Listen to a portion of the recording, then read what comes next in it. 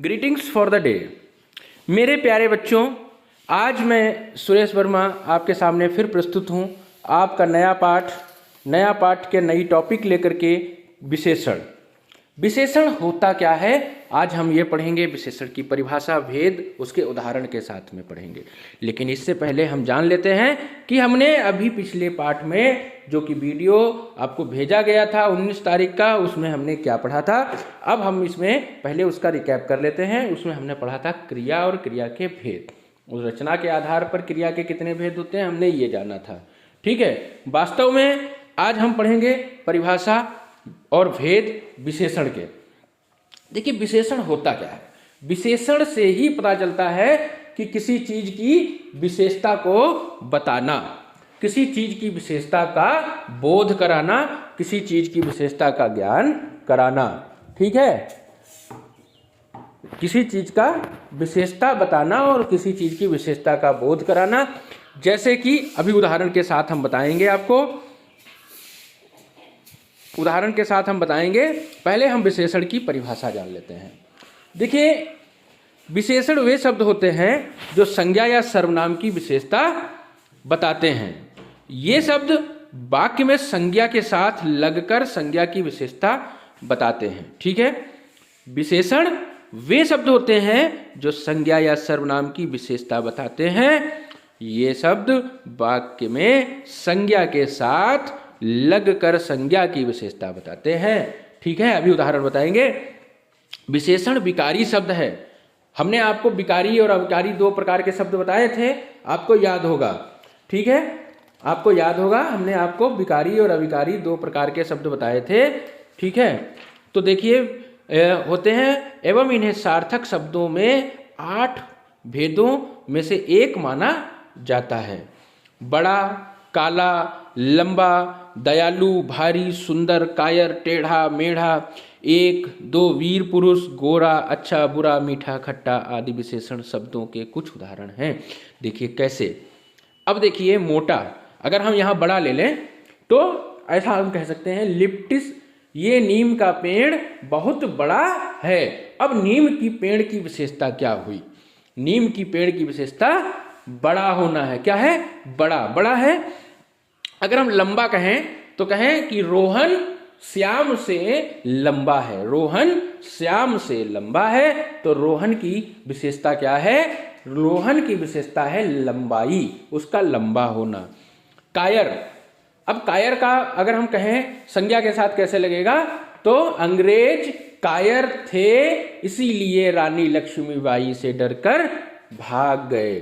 ठीक है, तो अब अंग्रेजों के बारे में क्या कहा यहाँ पे? कायरता दिखाई गई। तो कायर एक विशेषता है, किसकी है? अंग्रेजों की। अंग्रेज क्या है यहाँ पर? संज्ञा है। अब देखिए विशेषण के उदाहरण देख लेते हैं। राधा बहुत सुंदर लड़की है। तो राधा कैसी लड़की है? राधा बहुत ही सुंदर लड़की है। कैसी लड़की है? सुंदर लड़की है। जैसा कि आप ऊपर उदाहरण में देख सकते हैं कि राधा एक लड़की है और वह सुंदर, सुंदर शब्द संज्ञा की विशेषता बता रहा है, इसीलिए यह विशेषण कहलाएगा। जिस शब्द की विशेषण विशेषता बताता है, उस शब्द की को विशेष्य कहा जाता है। ठीक है, जिस शब्द की मतलब विशेषता बताता है या जिस संज्ञा की विशेषता बताता है, उसे हम विशेष्य कहते हैं। जैसे रमेश बहुत निडर सिपाही है। ठीक है, तो ऊपर दिए गए उदाहरण से हमें पता चलता है कि रमेश एक सिपाही है एवं वह निडर भी है। अगर इस वाक्य में निडर नहीं होता तो हमें बस यह पता चलता कि रमेश एक सिपाही है। वाक्य कैसा सिपाही है ये हमें नहीं पता चलता। ठीक है, अभी निडर शब्द का वाक्य में प्रयोग हुआ है, तो हमें पता चल रहा है कि रमेश सिपाही होने के साथ साथ निडर भी है। निडर शब्द रमेश की विशेषता बता रहा है, अतः निडर शब्द विशेषण कहलाएगा। ठीक है, जैसे कि मोहन एक मेहनती विद्यार्थी है। अब इसमें देखिए मोहन की विशेषता बताई जा रही है, तो अगर कहा जाता मोहन एक विद्यार्थी है तो केवल ये पता चलता है कि मोहन विद्यार्थी है। लेकिन कैसा विद्यार्थी है, ये शब्द जो है वो बता रहा है मेहनती से। कैसा विद्यार्थी है वो ये पता चल रहा है कि मेहनती है। रमेश मोहन एक मेहनती विद्यार्थी है।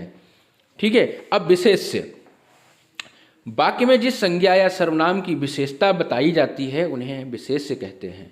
विशेषण के भेद, विशेषण के मुख्यतः 8 भेद होते हैं। ठीक है। पहला गुणवाचक विशेषण, फिर संख्यावाचक विशेषण, फिर परिमाणवाचक विशेषण, फिर सार्वनामिक विशेषण, प्रश्नवाचक विशेषण, तुलन बोधक विशेषण, संबंध बोधक विशेषण। अब देखिए पहले हम बात कर लेंगे गुणवाचक विशेषण की। ठीक है। अगर हम बात करें गुणवाचक विशेषण की तो देखिए, जो विशेषण हमें संज्ञा या सर्वनाम के रूप, रंग आदि का बोध कराते हैं वे गुणवाचक विशेषण कहलाते हैं। जैसे ताजमहल एक सुंदर इमारत है। ताजमहल कैसी इमारत है? ताजमहल एक सुंदर इमारत है। जयपुर में पुराना घर है। जयपुर में कैसा घर है? गुण बता रहा है। देखिए जयपुर में पुराना घर है। जापान में स्वस्थ लोग रहते हैं।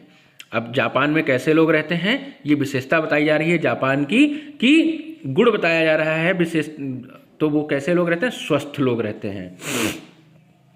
अब देखिए ऊपर दिए गए उदाहरणों में से जैसा कि आपने देखा, सुंदर, पुराना, स्वस्थ, ताजा आदि शब्दों से विभिन्न वस्तुओं, व्यक्तियों आदि के रंग, रूप, गुण आदि बताने की कोशिश की जा रही है। ठीक है। जैसा कि हमें पता है कि संज्ञा या सर्वनाम का रूप, रंग, गुणवत्ता आदि का जो बोध कराते हैं वे विशेषण कहलाते हैं। अतः वे शब्द विशेषण कहलाएंगे। गुणवाचक विशेषण के बारे में गहराई से पढ़ें।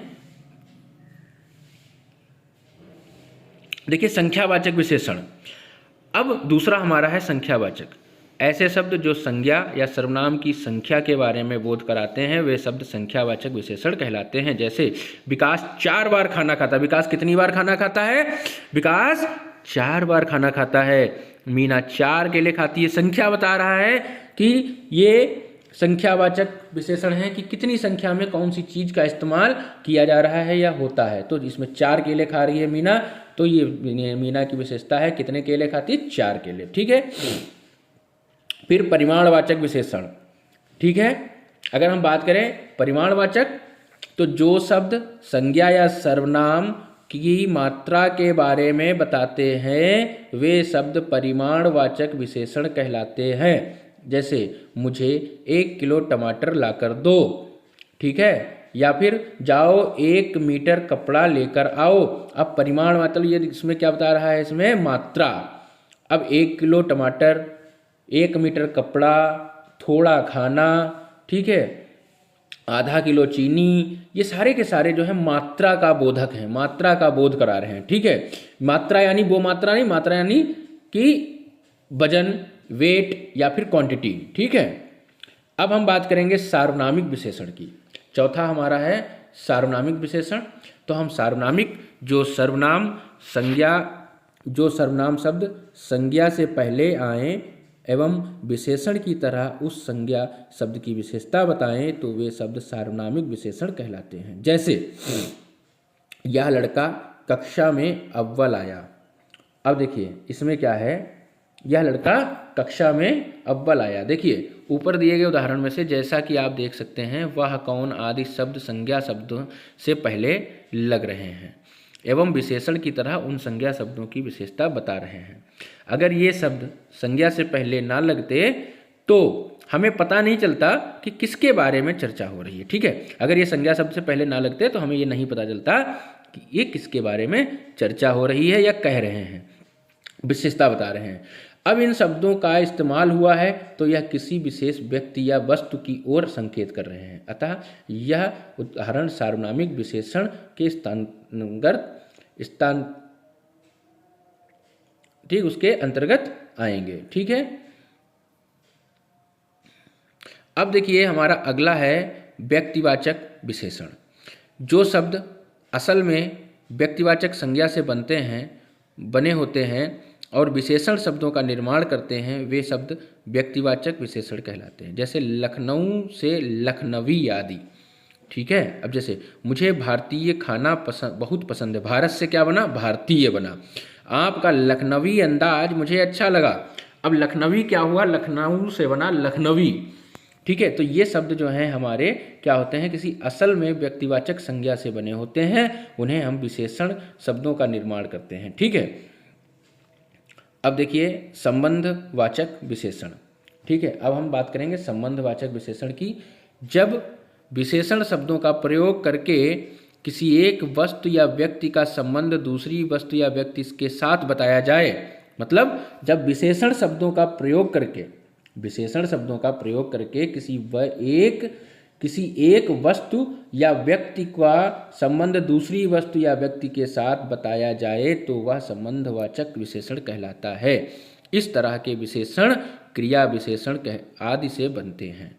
जैसे अंदरूनी, यह शब्द अंदर शब्द से बना है जो कि एक क्रिया विशेषण है। भीतरी, यह शब्द भीतर शब्द से बना है जो कि एक क्रिया विशेषण है। ठीक है, अब देखिए अन्य उदाहरण दिए हुए हैं, इसका एक्सप्लेनेशन भी दिया है, आप देख लीजिए इसको, पॉज कर लीजिए, स्क्रीनशॉट ले लीजिए, चाहे इसको देख लीजिए, पढ़ लीजिए। अब देखिए तुलना बोधक विशेषण, 7वां विशेषण है हमारा तुलना करने वाला, तुलना बोधक विशेषण।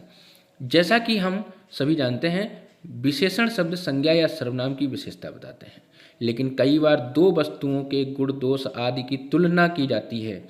जिन शब्दों से दो वस्तुओं की परस्पर तुलना की जाती है वे शब्द तुलनाबोधक विशेषण कहलाते हैं।